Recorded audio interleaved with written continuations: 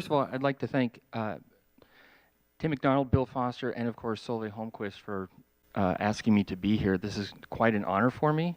I've been able to go around and give, instead of just listening to my music and being invited to college campuses to hear my music, I actually am starting to get asked to talk about my music a lot more, and that's actually what we're going to be doing today.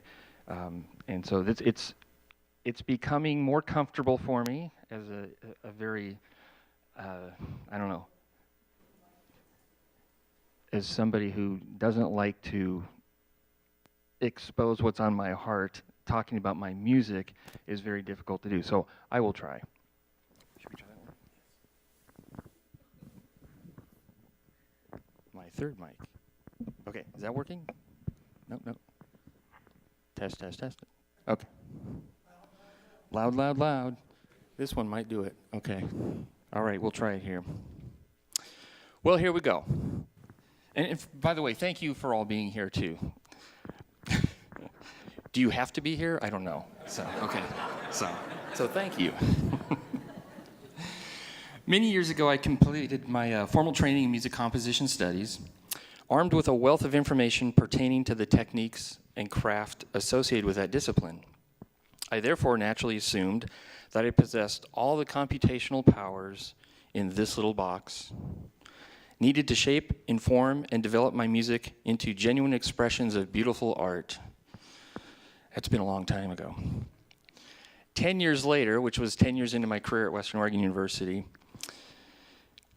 my primary composition instructor at North Texas asked me how my composing had changed since graduate school. This was not an inquiry I had expected in casual conversation, but surprisingly, I had an immediate answer for her. I had to confess to my composition mentor that my little box didn't have the unlimited processing powers that I mistakenly assumed a graduate degree would grant. I had fallen victim to the words of Edgar Varese, who said, "Everyone is born with genius, but most people only keep it for a few minutes."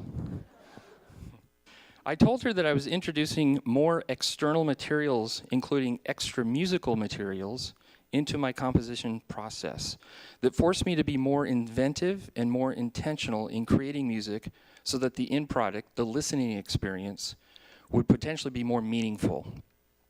And I'll depart here and say that for most composers, there's kind of a controversy. Is that working? Okay.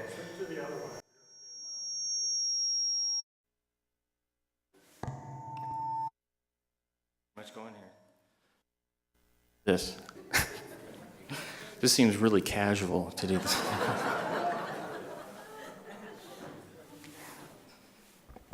But we'll go for casual. Actually, let me see if I can do this. Okay.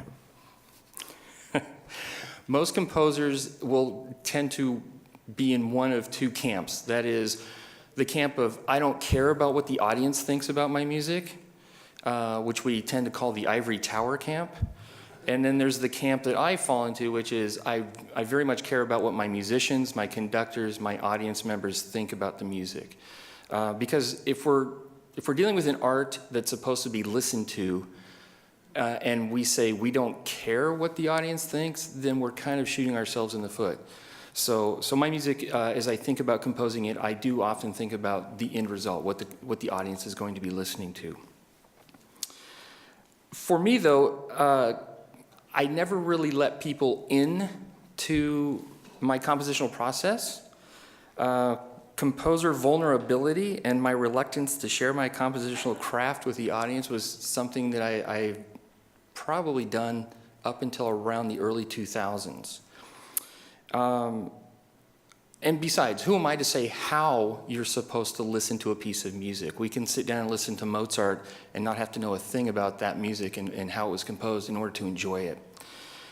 I had an experience with the Oregon Symphony, and Dr. Holmquist happened to hear that piece in 2005 as part of the Lewis and Clark Bicentennial. And even though it was a programmatic work, it was about something that everybody knew something about, and could therefore follow the music to a certain degree. There was a certain amount of extra musical things that I put into it that I didn't tell anybody about. And after one of those performances, I had a very dear friend of mine who's not a professional musician, he's a very good musician, but he's now a retired history teacher, who emailed me this very long text the following morning after the concert. And it surprised me that he actually culled out of that listening event some of the things that I never told anybody about.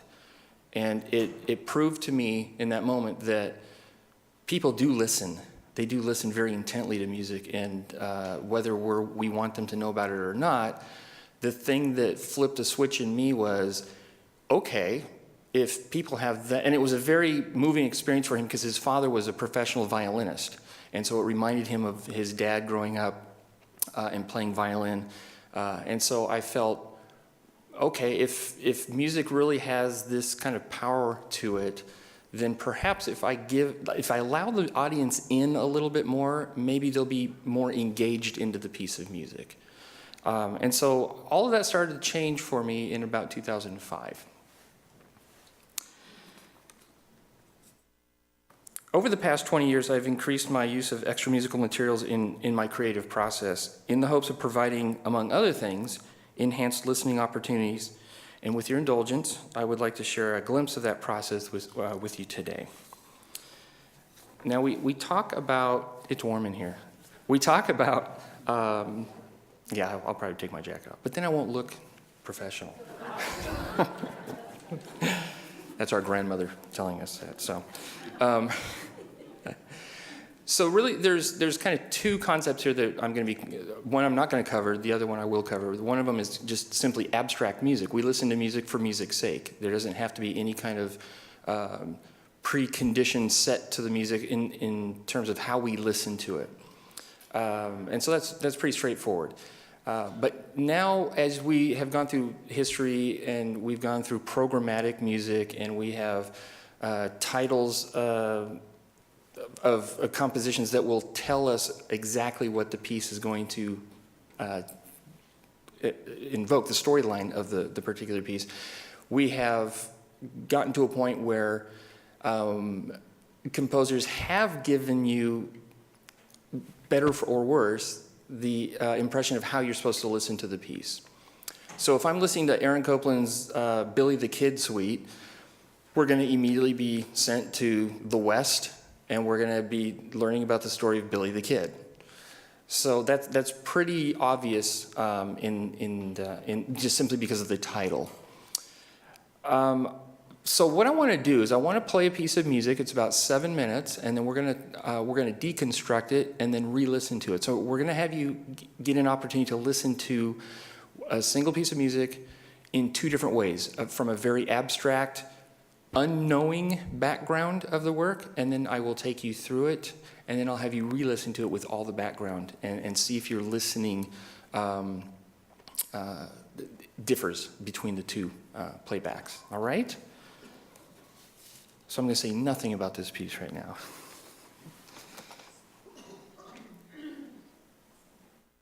Including the title.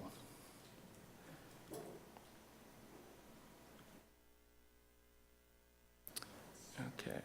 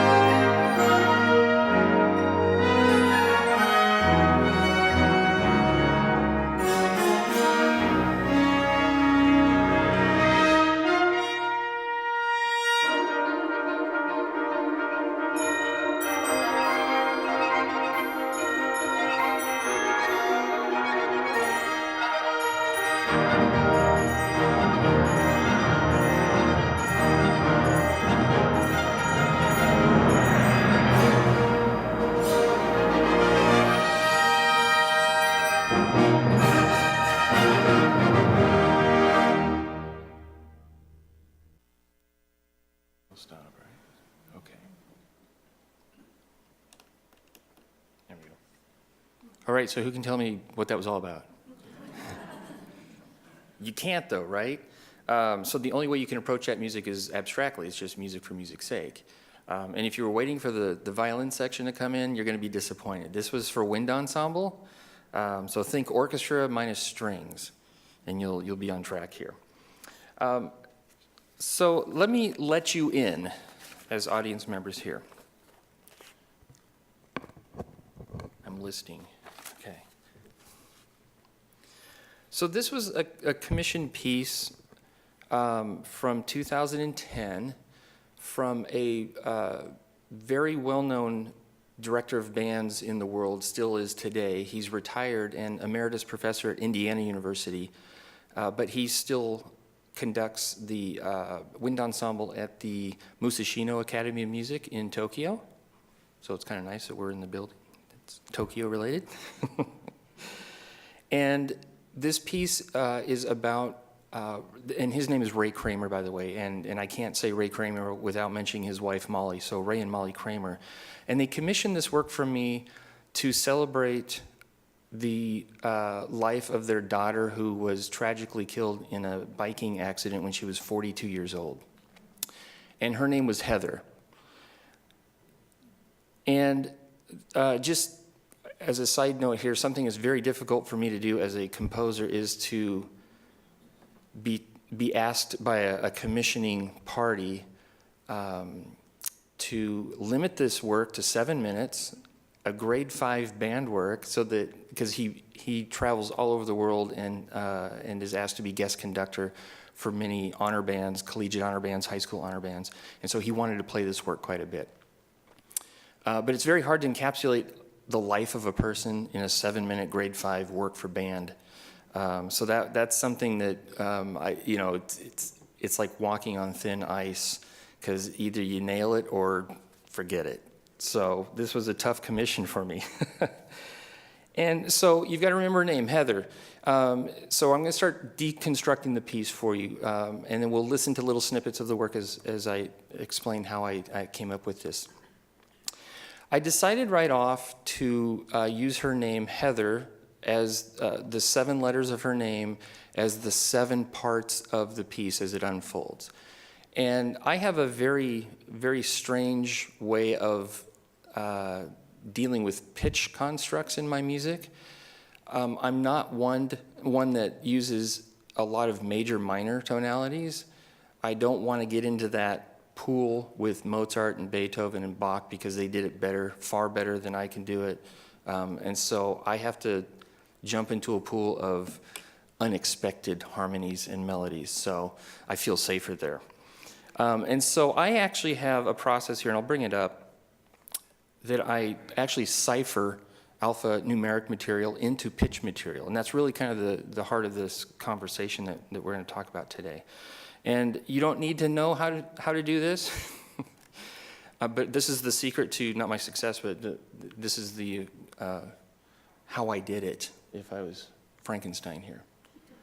So essentially what I do is I have 3 different ways in which I can take alphanumeric material. So for example, Heather's name, and where the red is, this is what later in the day I'm going to show you some of my sketches and how I mark those, and so I'll just kind of start using that terminology now.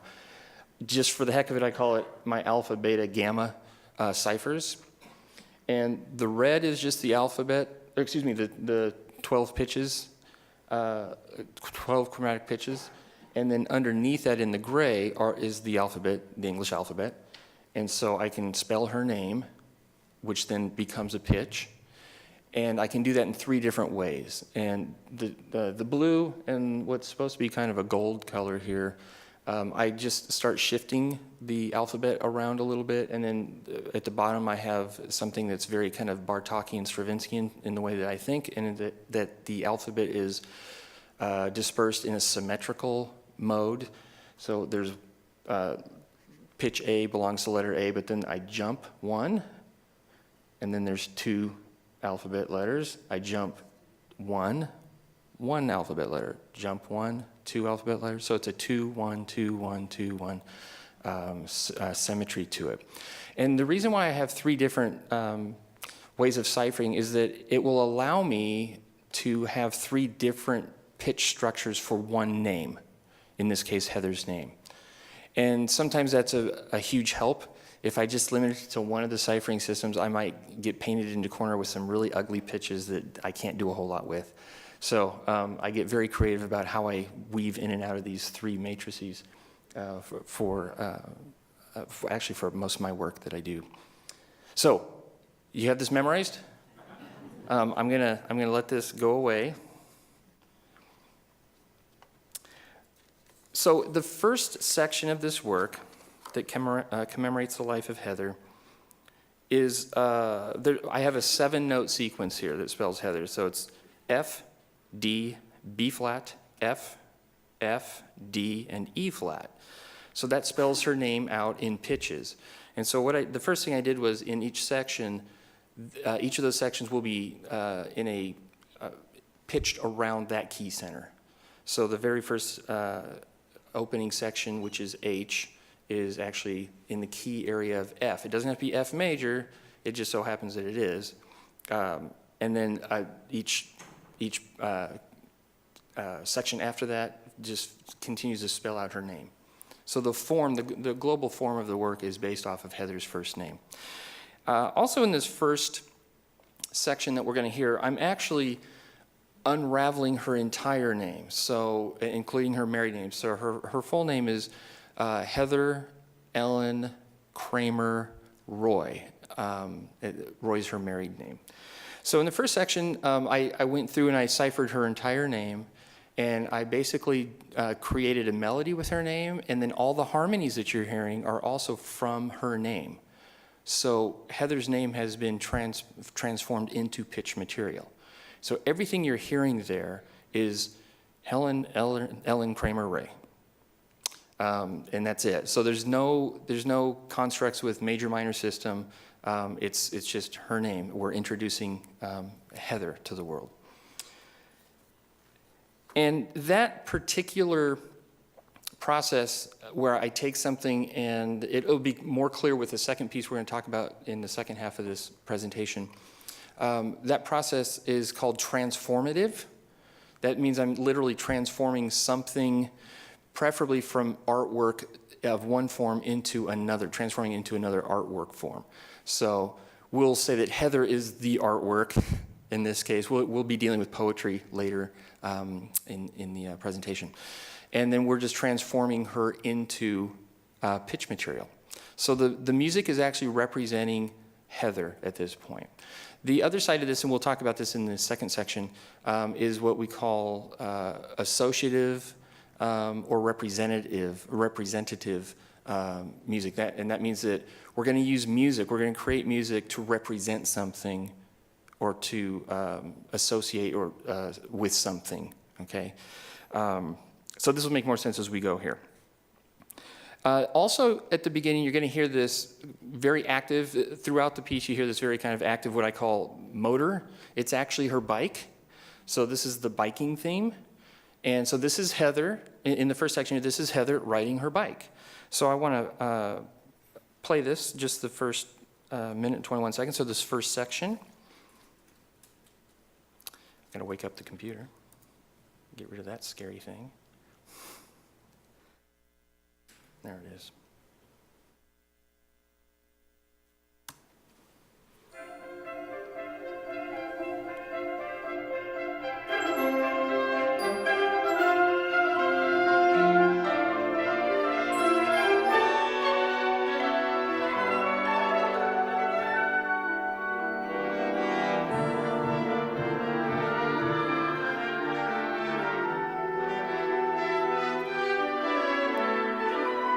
So the motive da da da dum is the first three letters of Heather's name, then it continues on that way.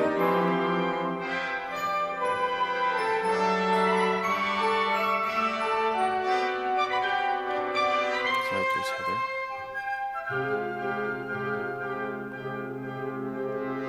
And this is going to go primarily into her middle name, Ellen. It's actually 5-note row if you're into serialism.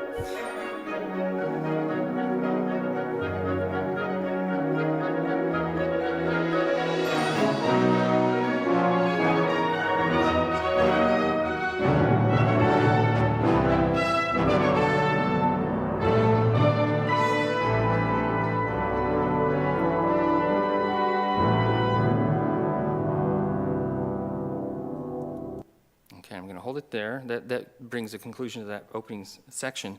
One other thing I want to say about that opening section and her name, I had the opportunity of presenting this work at both Oregon State University and Washington State University with Ray Kramer as the conductor. And the way he starts us out with those wind ensembles from that school is he says, okay, I want to hear flutes and oboes from measure 1 to measure 3, and then I want to hear bassoons and saxophones do this, and then they play it, and it's just the name. Now, the kids don't know this.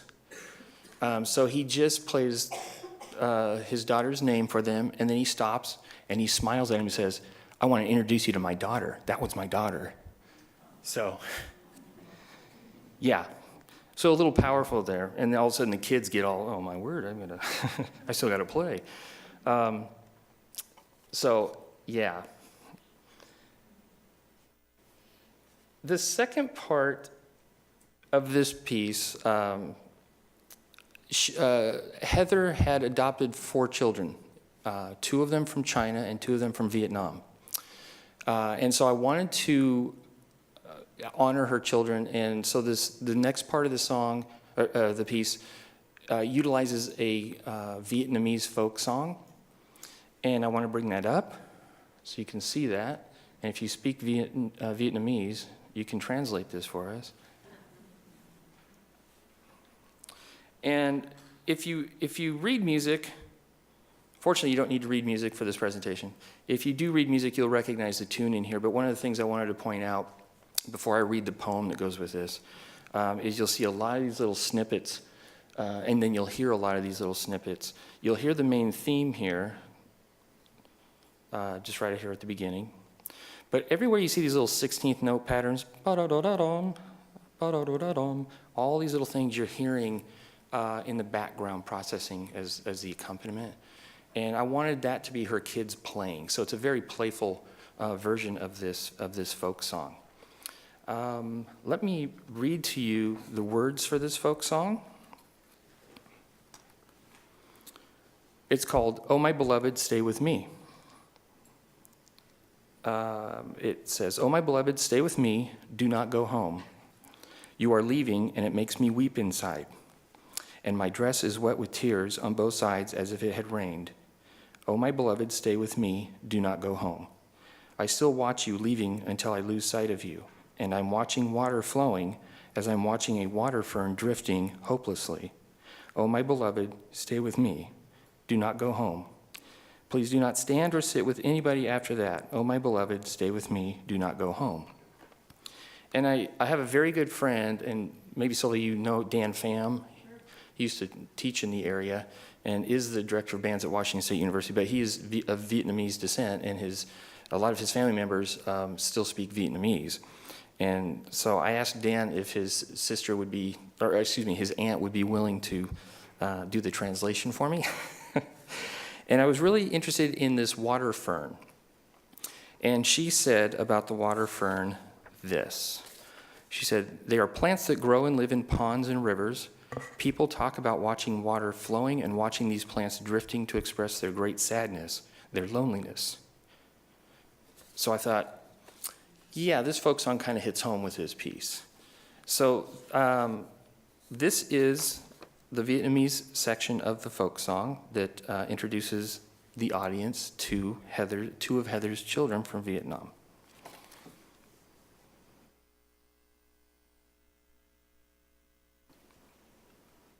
We'll just keep going here.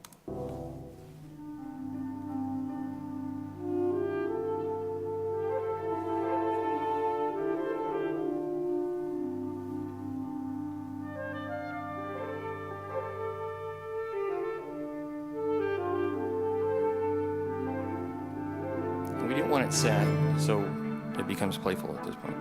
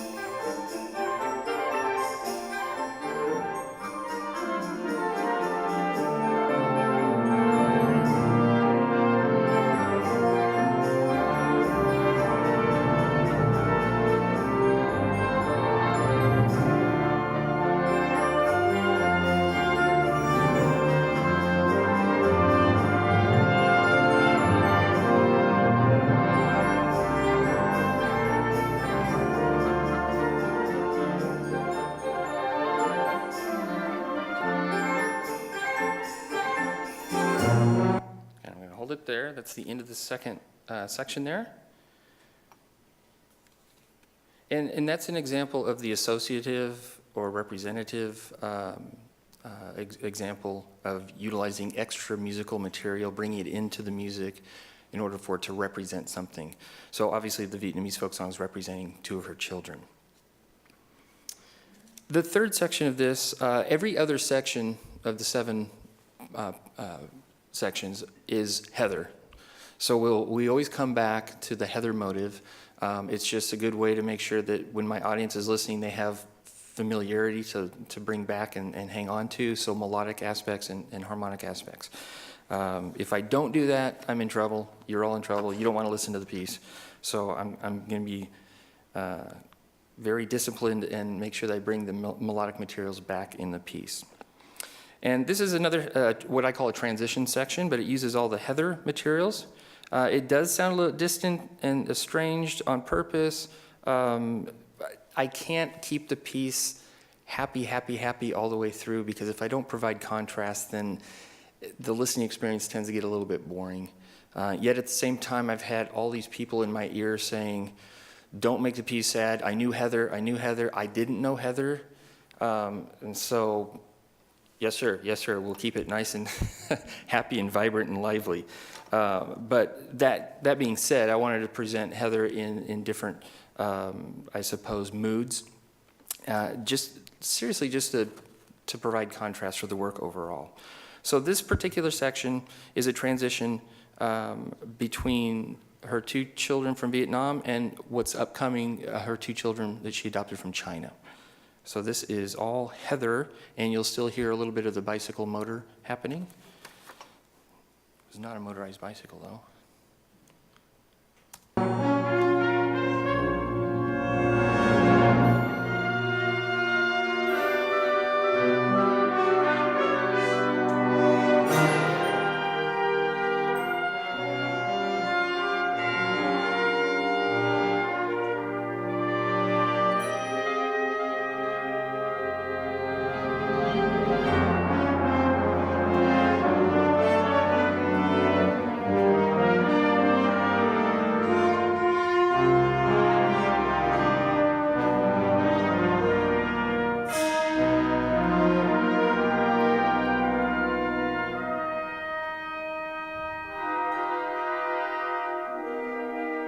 This is a slower version of the Heather motive.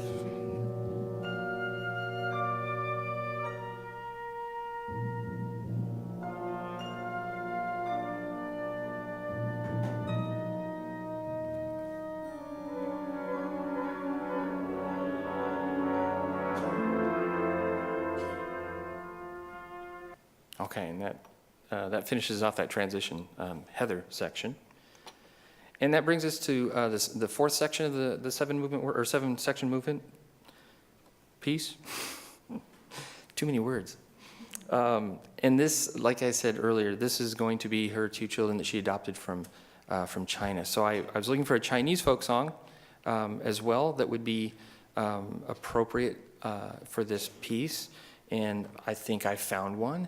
And this one is interesting the way I found this doing, you basically do Google searches now that I can do that. Couldn't do that when I was growing up. It's a lot faster process. And what I came up with on this one, let me see if I already have it up. I don't know if I do or not. I do not have it up yet, so let me get that copied. I was just Googling folk songs, preferably that would have some sort of connection of children and parents. Here it is. No, don't click on it. I narrate my presentations, by the way. Just going to try and bring it up in the Word. And so what I did was I actually found this folk song. I'm going to pause it because it's going to play. And it's obviously native Chinese singer, speaker. I said, don't do that yet. And it was a perfect song, and I'll tell you why the folk song worked really well here in a moment. But this is all I had. There was no lead sheet like I had on the Vietnamese folk song with the notes there. So I just transcribed it, and this is the Chinese folk song. So I decided to use that, and I'm gonna read to you the poem to this. Actually, I've got it right there, but I'll read it anyway. A flock of white birds takes up a V formation. Come meet me after school. Remember to come here. Where are you going, flock of white birds? Go home quick, quick. Go home quick, quick. A flock of white birds takes up a V formation. Come meet me after school, so we'll go home together. Remember to come here. I'm not going for a walk. White birds flying in all directions. White birds flying in all directions. That one's a little bit more abstract, but you can still piece together somebody trying to pick up their child from school. That's in the lyrics there, or in the poem. And then I say here that it's interesting to note that the first three notes, da, da, dee, are the same three notes of Heather's theme upside down. Heather's theme is ba-da-dum, ba-da-dum, ba-dum, ba-dum. So there was a connection there. And when I also further analyzed the pitch material of that particular folk song, it is a 6-note structure, 6-note scale, and it's the same 6 notes as Heather's theme. So the same pitches. So I thought, yeah, this is probably the right folk song for this piece because of all that connected tissue. So anything else? There is, in this particular part of the piece is the slow, very lyrical. We heard it faster here, and you're actually going to hear it at about that tempo at the end of the piece. But here I decided I wanted something more, just more ballad-like and beautiful. And you're going to notice that there's going to be a horn section counter melody throughout. And Heather was a horn player. So even though I didn't know Heather, there's a lot of connecting material between her and myself. I'm a horn player. We were both redheads. We're both cyclists. We both adopted our children. And so this piece was a little bit more intense for me to write, even though I didn't know her personally. So this is the section of the work that is dealing with the white birds. I got too much stuff up here. And here it is.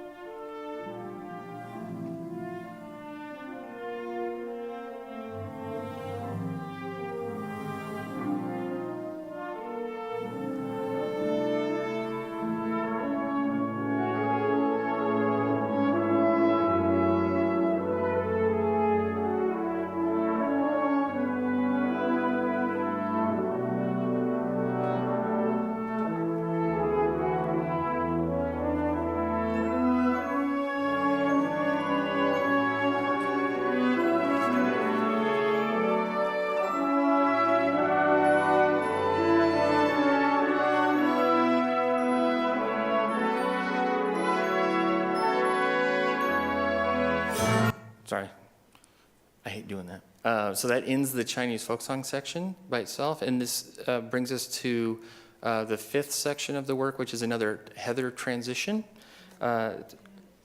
Okay. So we'll just keep that going. So this is all Heather material here.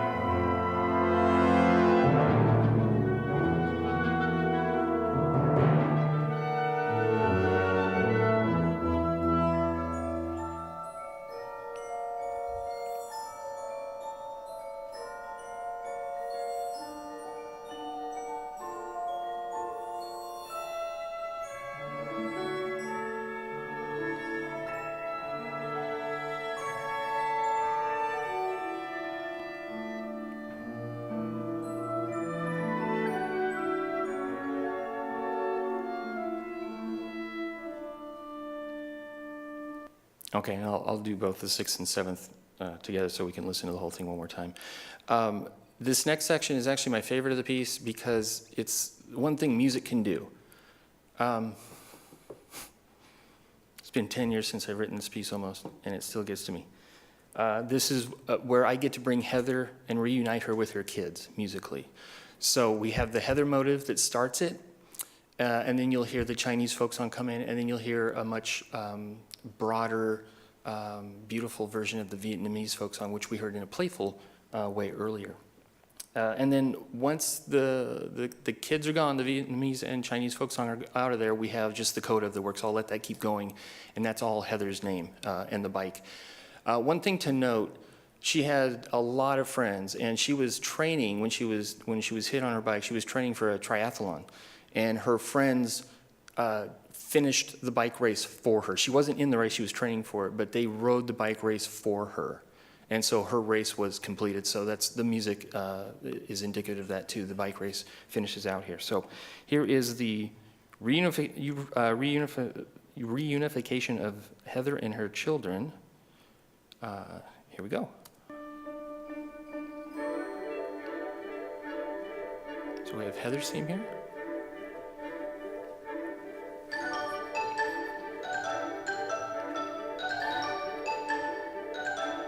And here's the Chinese folk song. And then underneath the Vietnamese folk song.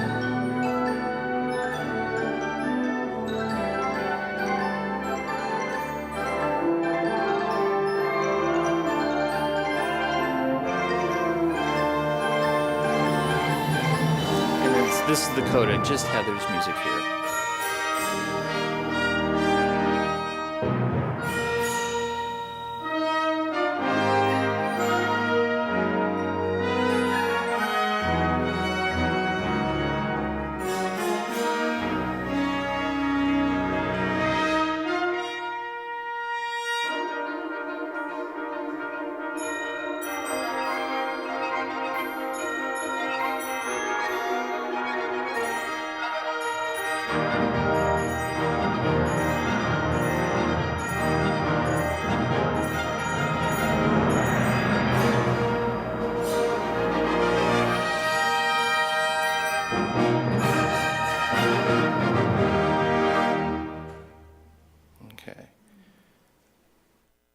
And by the way, this recording is a studio recording by the Musashino Academy of Music Wind Ensemble, directed by Ray Kramer. And so we've got just enough time. I'd like to play the whole thing from beginning to end, now that you've been let in on the background of this, and see if it affects the way that, and the manner in which you listen to it. I hope it does. And the train is not part of that, so I hope not anyway.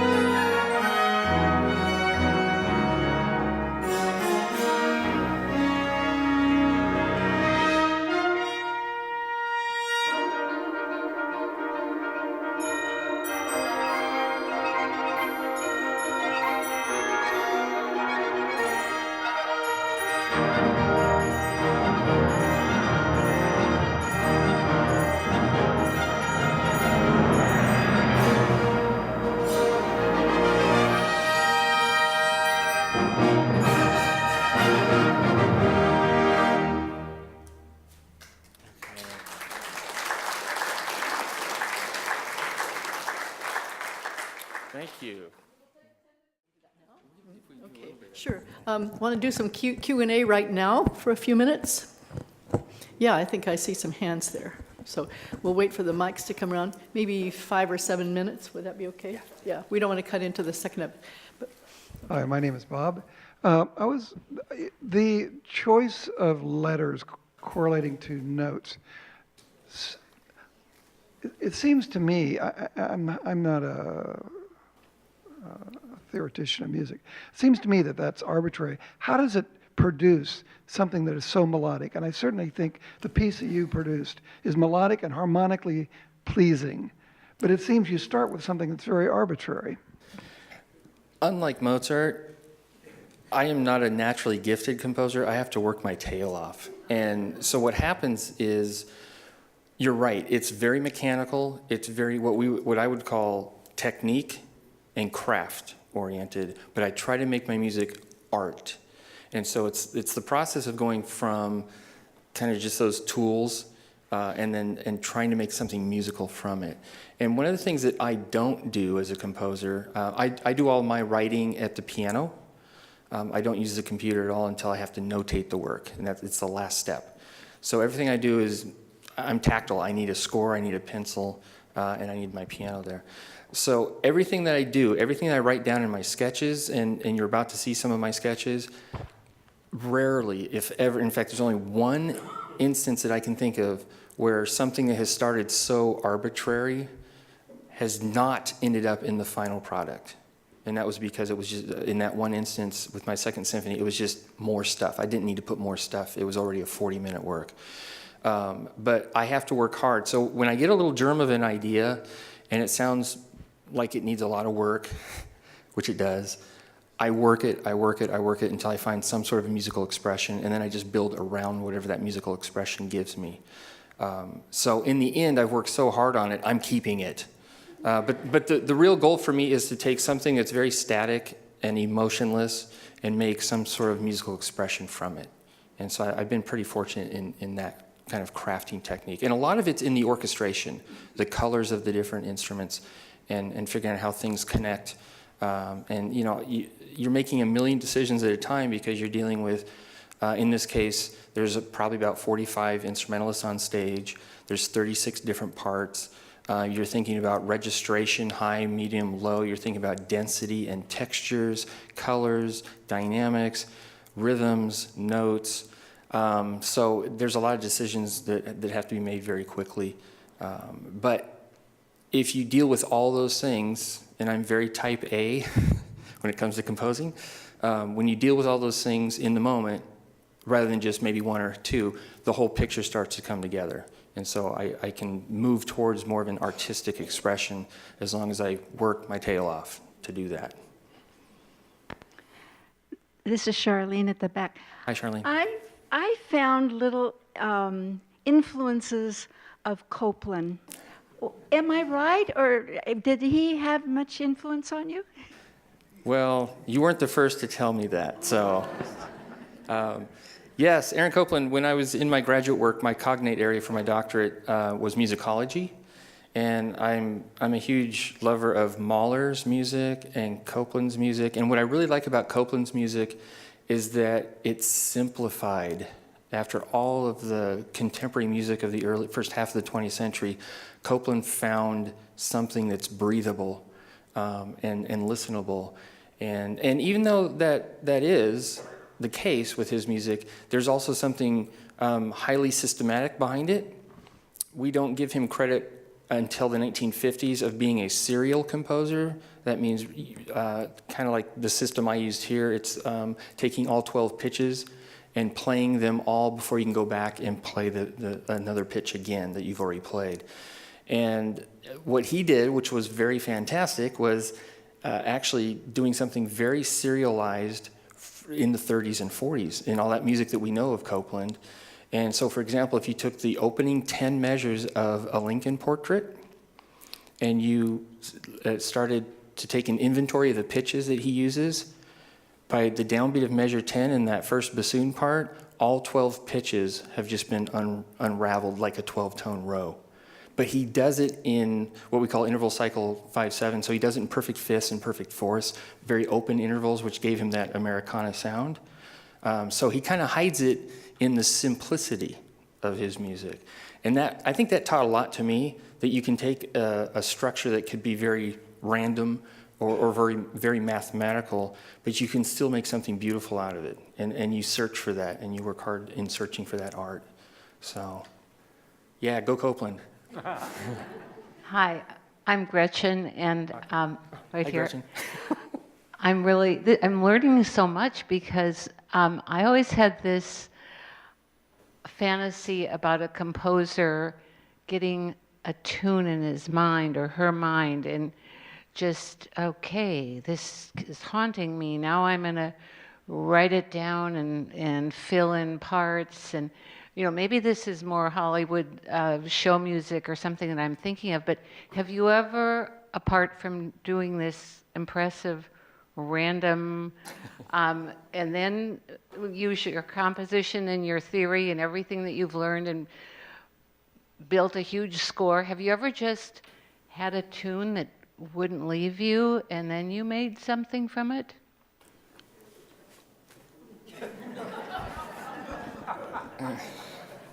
Let's try this. Every now and then, yes. Here's the big difference, though. There's what I refer to as derivative music. So I write a lot of big band jazz music, and that's derivative. So when I say, okay, I want to write something that sounds like Duke Ellington, there's a million things that are right there all of a sudden. And I have to, if I'm going to get a dance band feel going, I've got to do certain things that are expected. So in that case, yes, when I'm dealing with derivative music, it's very easy to just walk down the street and hear something. I've been known, and my wife will shudder when I tell you this, I've been known, we might be in a restaurant, and all of a sudden over the speaker system, I'll hear something, and I'll grab a napkin and start writing the rhythms down and the notes down, the chord progression down. I'm very, I guess, it's kind of a disease. So I can't sit and listen to something and not analyze it.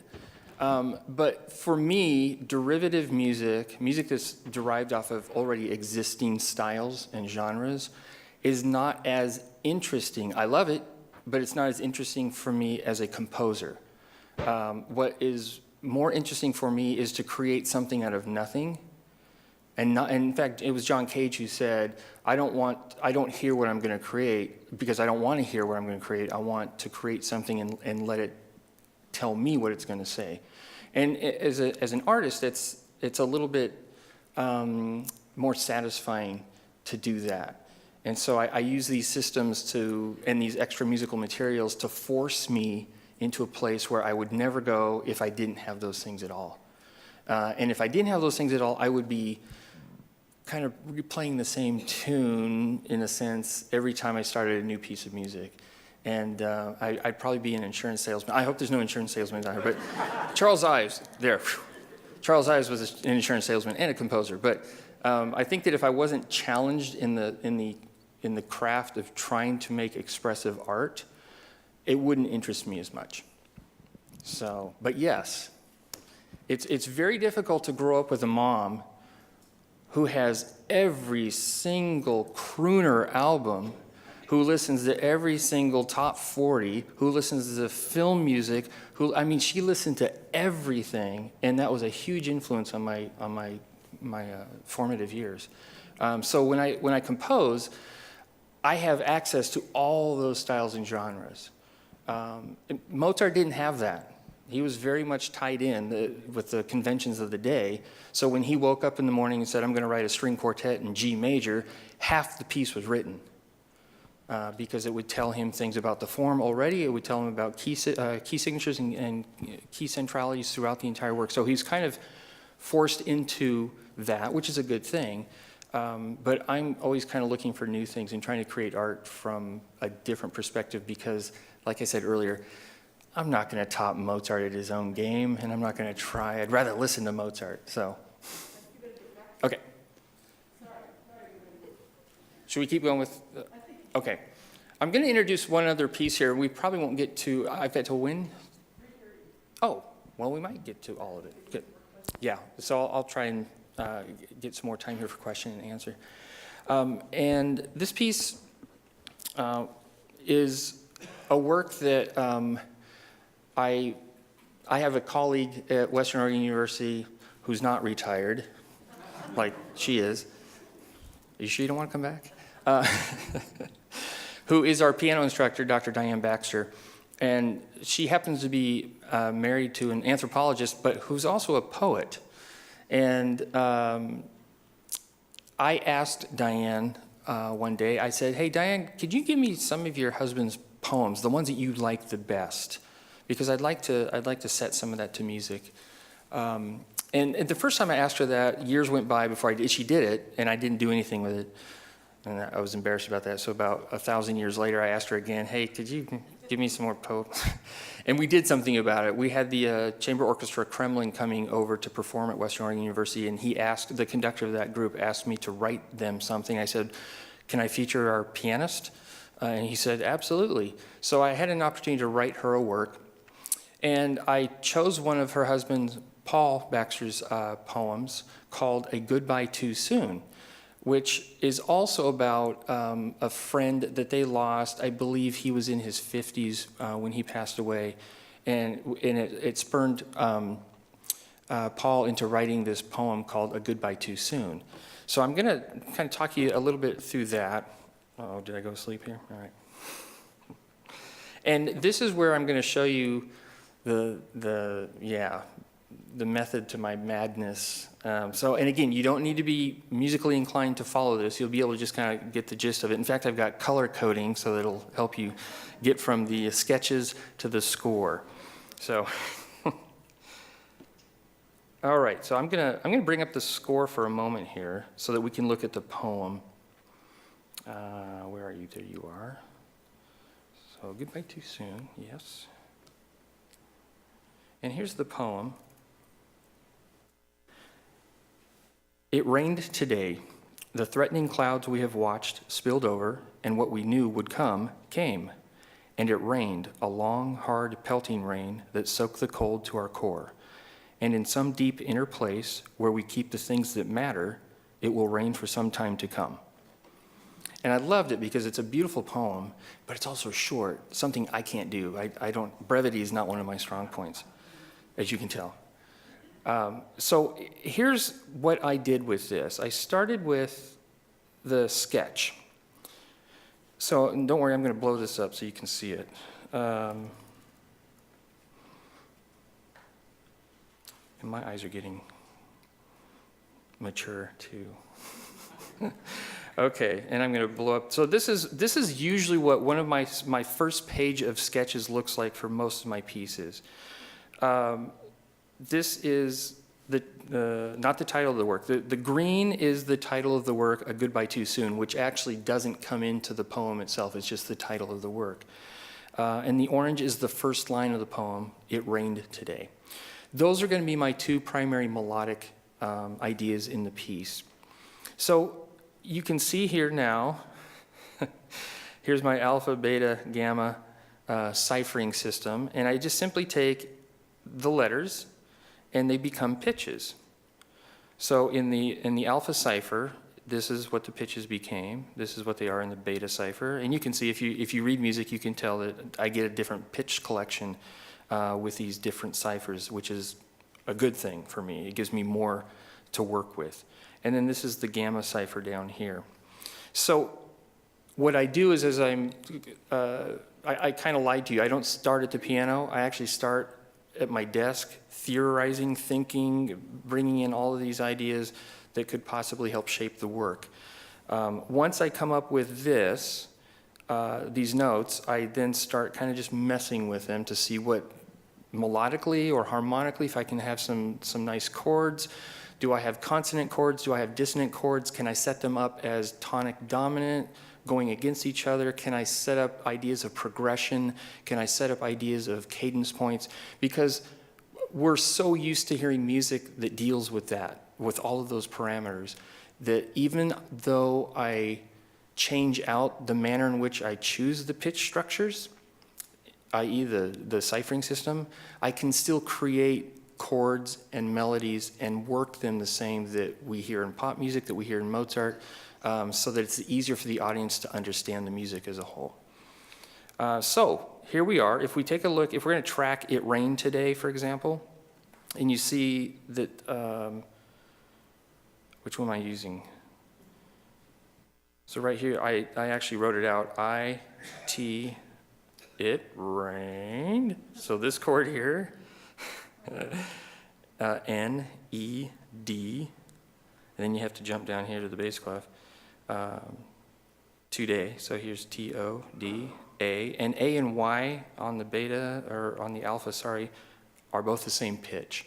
So you don't see a Y here because the A is doubled up already. And here it is again. It rained today. So I'm just following the pitch structure. So I'm just creating melodies and harmonies based off of the poem itself.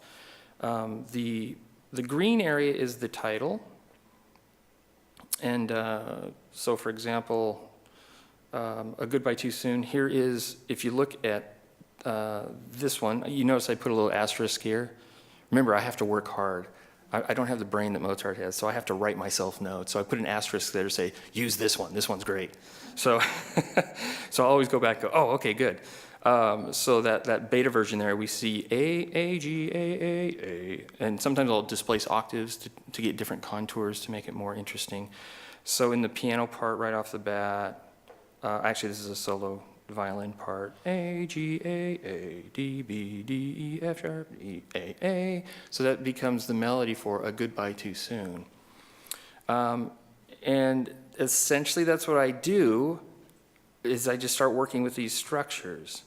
It's actually quite simple. So, I can't fix my car, but I can do this. So, and a lot of the times, I'm going to back out of this for a second. A lot of the times when I'm writing this on my sketches, it's not what ends up in the final. It's probably close, but there's still some tweaking that goes along the way in terms of, will the contour be more interesting going up at this point, or does it need to come down?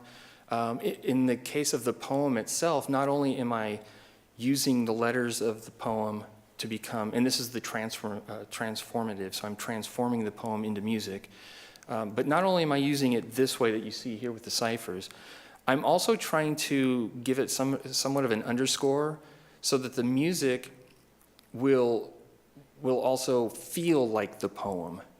So for example, my opening rhythm for It Rained Today, and you're going to hear this in the violin part, is actually, in fact, I'll just show you. You've already seen it. Oh, stop. Right here where it says, the rhythm is, and if you were to actually say it, it rained today.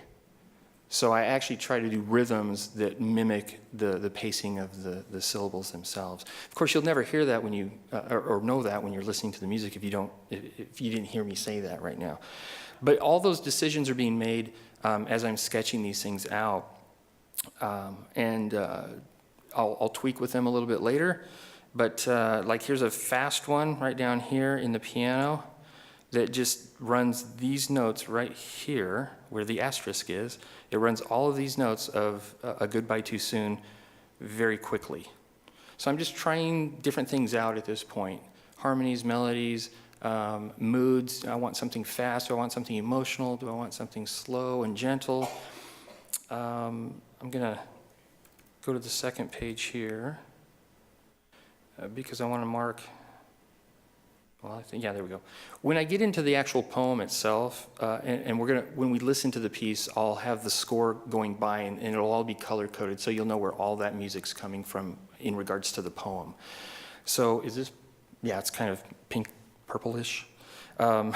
This is, whenever you see this color on the score, that means I'm into the body of the poem itself.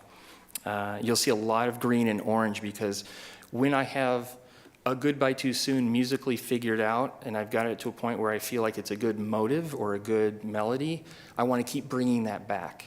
So it's just a developmental idea. So I want to make sure that the audience is following that storyline.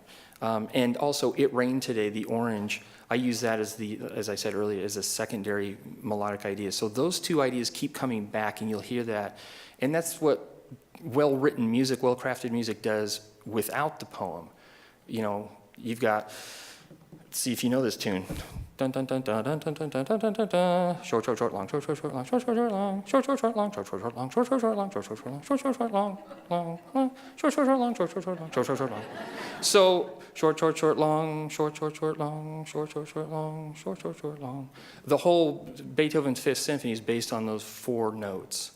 And so talking about taking just a little germ of an idea and then getting a lot of gas mileage out of it, that's really what composers try to do, because it really tests the way that you create. And so that's what I'm trying to do here, is just take my 2 ideas and just keep bringing it in, so you keep hearing that. There's going to be a point here where, let me blow this up, where you'll see in the poem, in fact it's right here, if you remember the poem there, it rained today, a long, hard, pelting rain.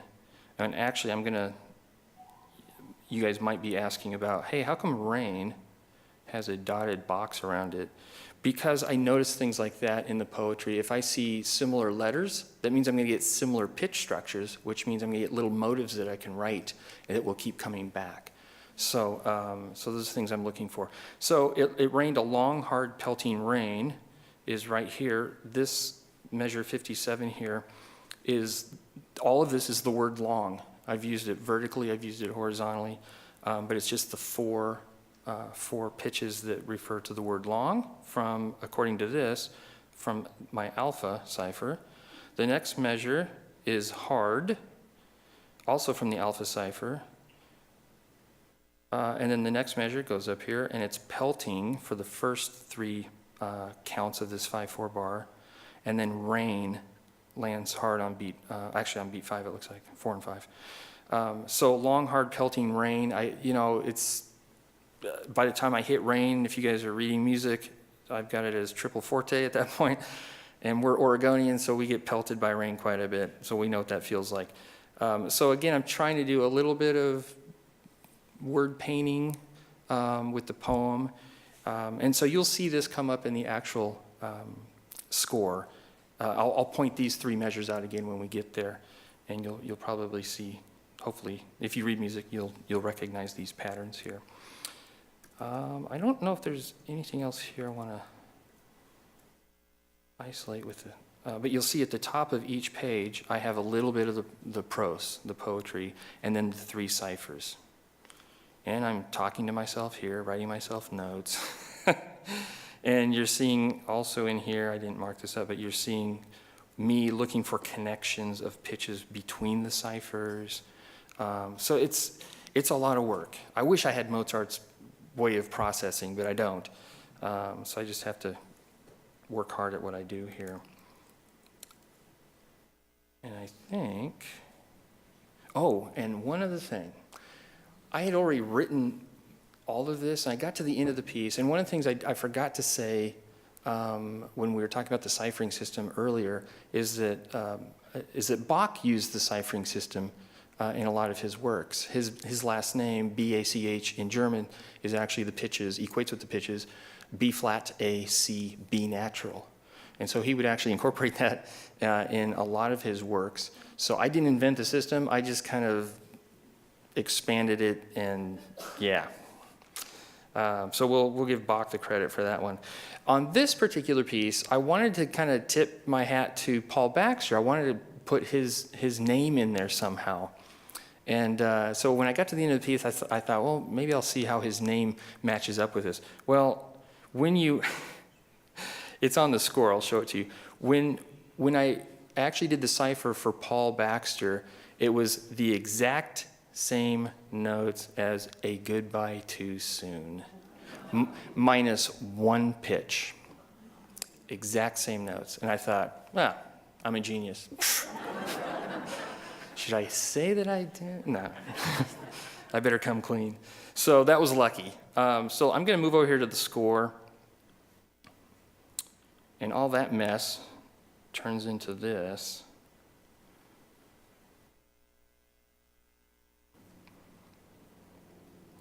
And I was really happy that Diane Baxter, the pianist in this recording, we got to do a recording in Boston for this, and she got to play with members. It was a 17-piece string orchestra, and she got to play with members of the Boston Symphony, the National Symphony. The lead cellist was from the London Philharmonic, the London Symphony Orchestra, and New York Philharmonic members. So she got a great opportunity to record this, and we just got a wonderful recording from this.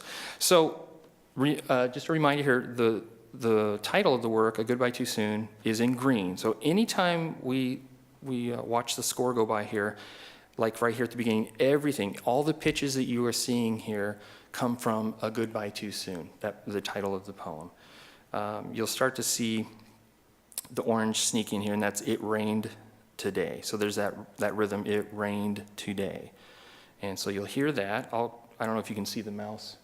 Yeah, I'll kind of, what is it, the bouncy ball? I'll do the bouncy ball thing. And then as we get into, and I'll try to keep this one staff system at a time here, you can see that the piano part is playing A Goodbye Too Soon down here, while the strings are playing It Rained Today.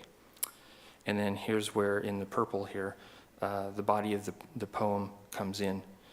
So those three colors, that's how that all integrates, and we'll be able to follow the score a little bit better with that. Does that all work? Yeah. Okay, so there is somebody conducting, yeah. So there's 18 players on this recording, and it's very soft at times. So I don't know if, Chris, we need to turn it up or not. We'll find out. It's very soft at the beginning, so all these harmonics. So let me get it started, and then I'll bring this back up. No, stop.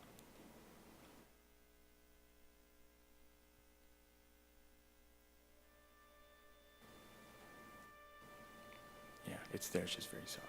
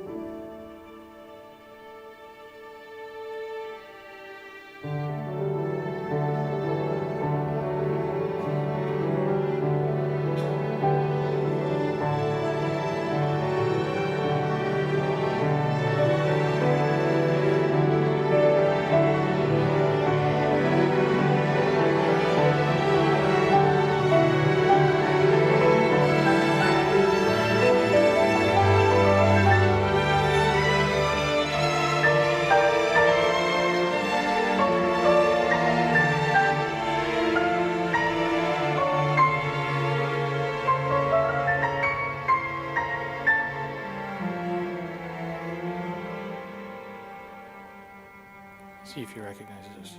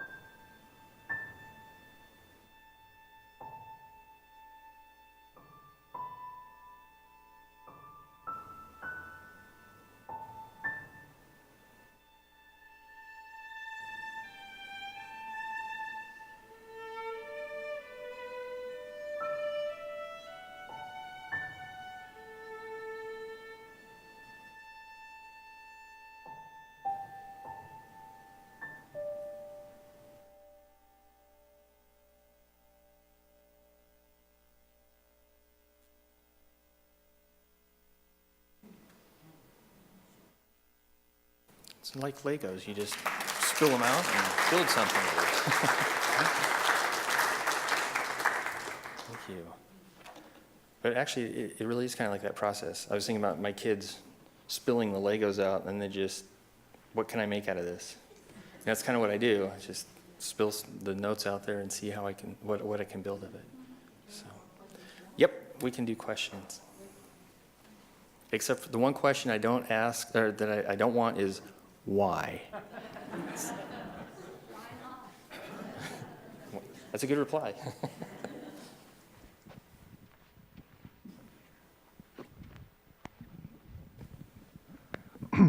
Hi, I'm Ken. Again, You have told us how you made music out of a rather pretty name of a departed loved one and a melancholy poem. Could you start with something so mundane as, say, your grocery list? Or would you need a little more inspiration than that? No, grocery list works well. Phone numbers, birth dates, they all work fine. I don't know if I have the energy to do this, but one of these days, I'm going to find my old love letters to my wife while we were in college, away from each other, and I'm going to write her, because she's a pianist, I'm going to write her my love letters in music to her. But see, extra musical material really has an impact. So, but no, it can really be anything. And sometimes I have to get away from it completely. So I've written a couple pieces in the last couple of years that I just start from scratch. So yes, it can be done. Shoe size. Question over here. How do you come up with your time signatures? I noticed a lot of 5/4, alternating 4/4, and then there was even a 15/8. 15/8. Very good. And I was wondering, does that have anything to do with the poetry and the way the words are being? Yeah. Is that factored Yeah, in? that's an excellent question. For me, music is very fluid, and it can't really be confined to time if you're trying to be very narrative and expressive with it, and especially when you're dealing with death, something that has to be somewhat timeless. I use any time signature, any tempo marking, the ritardando, you saw something that said push a little bit. So for me to make the music breathe, and I know that sounds a little weird, but to make it breathe and make it almost lifelike, I have to give it freedom to do that within the constraints of notated music. And if you think about it, these players are breathing the life into the music. These string players, I mean, you watch them, you've watched any good professional musician, and you see them getting into their music. And so I know that I'm writing for those people. I know that I'm writing for people who don't want just this. They want to express through their art as well, as much as I do. So I have to use whatever is available to me in order to kind of capture the mood or the idea that I'm trying to deal with. And it's not easy. Sometimes I hear what I want to do, and I haven't quite codified what the time signature is that I'm needing to make it do that. And then the big problem is trying to make it connect smoothly from one bar to the next so that the musicians aren't trying to do something very kind of herky-jerky this time, and then we've got to go into here, then shift gears again. Otherwise, the music doesn't sound very flowing and beautiful. So I would not want to watch this while I'm listening. This gets in the way. You know, it's like what we just did earlier today, which is you looking at the poetry and me reading it. It doesn't work. So, so music is a very breathable, livable organism for me, and so I have to treat it as such. Yeah. Hi, this is Karen. That was Hi, Karen. this one was really great. you. Made me think of a couple of things. I was told to read your write-up, and I neglected to do so, I have to admit. So hopefully my question wasn't answered in there. But I was wondering at what point or how you determine what instruments are going to play what, and where you bring in like the kettle drums and so forth. How do you make that decision, and when in your operation of determining this, and how many musical instruments do you play? Okay, that's like 3 or 4 questions. So you're going to have to make sure I answer them all. I'll go backwards. I started as a brass player on trumpet, and then my mom immediately talked me into playing the French horn. I don't like saying French horn because it's actually called the horn. And not knowing in middle school or junior high that would become my instrument for life, because I wanted to play trumpet in the jazz band when I got to high school. So I'm a brass player. I also play trombone, played a little E-flat tuba in a Civil War reenactment band.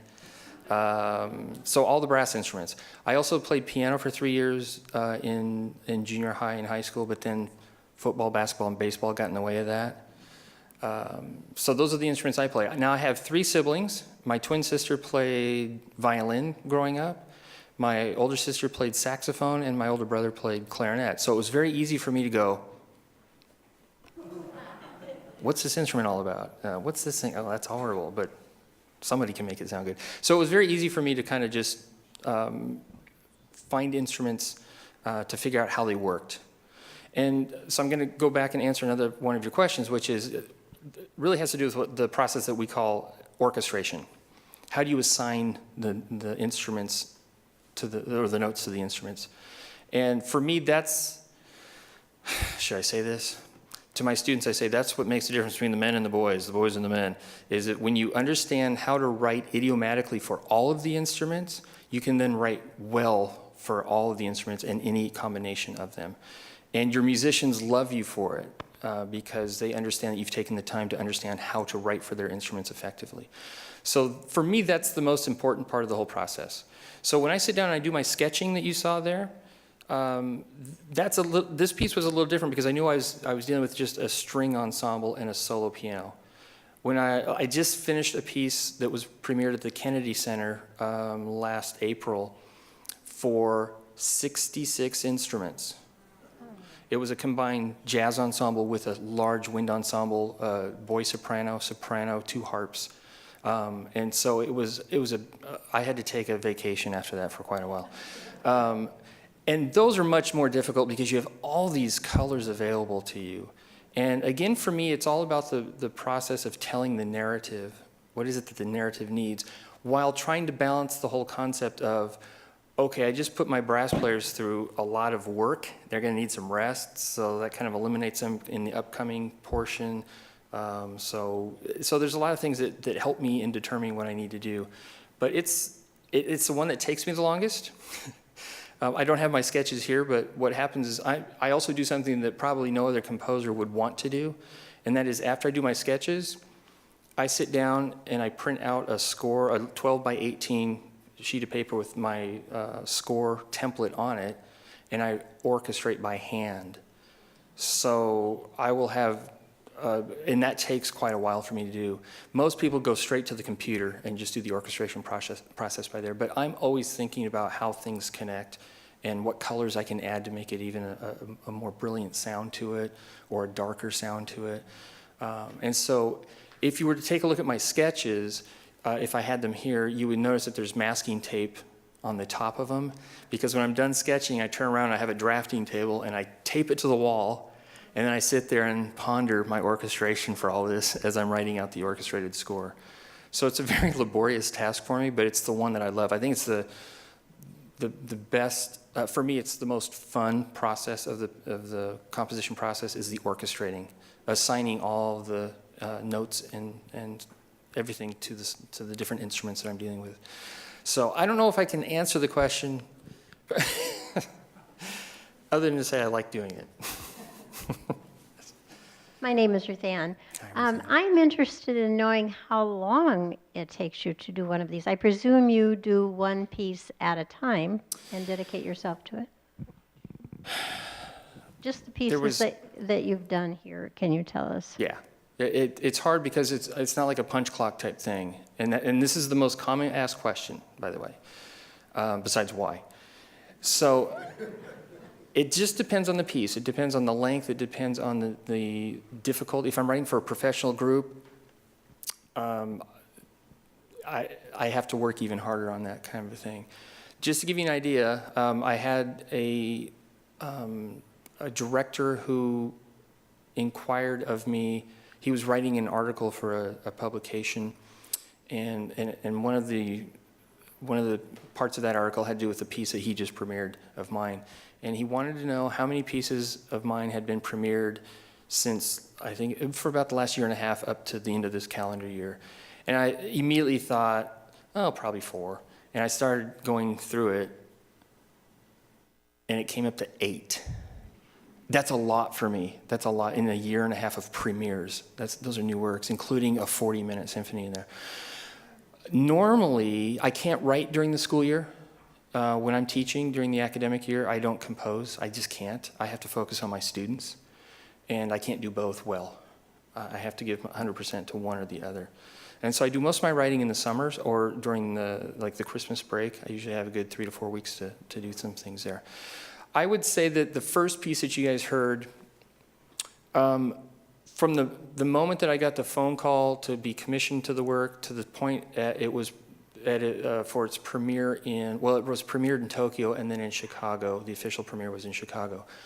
So I would say, for me to have heard the work for the first time in Chicago, it was exactly a 2-year process. To compose the work, that was actually a very quick composition for me. I would say probably a month. But that's also during the summer when I get up at 3:30, 4 o'clock in the morning. I'm a morning person. I'm about to fade out here. It's after 12, right? So, and so, especially, my kids are now 15 and 10, and so over the last 10 years, especially when they were really young, the house is very quiet at 3 in the morning, and I can get something done. And then I'm usually done around noon. So I have a very intense 6, 7, 8 hours during the day, and then I'm with my family. So it just depends on the piece and how difficult it is. But I can usually get them out. I can't answer it. I just don't do the punch clock thing. I should, but I never do. I don't have a punch clock. So Kevin, some of us know that Mahler had a little hut at the bottom of the garden. He never came out of there. Didn't Shack. say, I have to be with my family. He never said that, I guess. But there are a lot of... Yeah, and being a Mahler fan, he was the same. He was a conductor of opera. In fact, was brought to New York to bring Mahler, or to bring Wagner and fixed Mozart, because Mozart's music got dispersed and they didn't know if the arias were written by Mozart, or when they went to a town they didn't have quite the wonderful singers that Mozart had access to. A lot of the composers in those towns would rewrite the operas and write them down so they could be performed. So Mahler was actually in charge of repairing those Mozart operas, and he would bring those along with the Wagner to America. But yes, I call it his shack on the Danube. And he would have one score with him, which was the Art of the Fugue by Bach. And he would write, but he would only write during the summers, because during the opera season, he would orchestrate. He would take time to orchestrate, but the actual composition process happened in the summer when the opera season was out. That was just a little piece of history and Yeah. musicology and a lot. So we've both learned a ton, but we also, I think if it's true of me, if it's probably true of you too, we get a tip of the iceberg of what his life is like and what he's giving to the world. I just really want to thank you so much for being here. Thanks, Sylvia. Thank you all.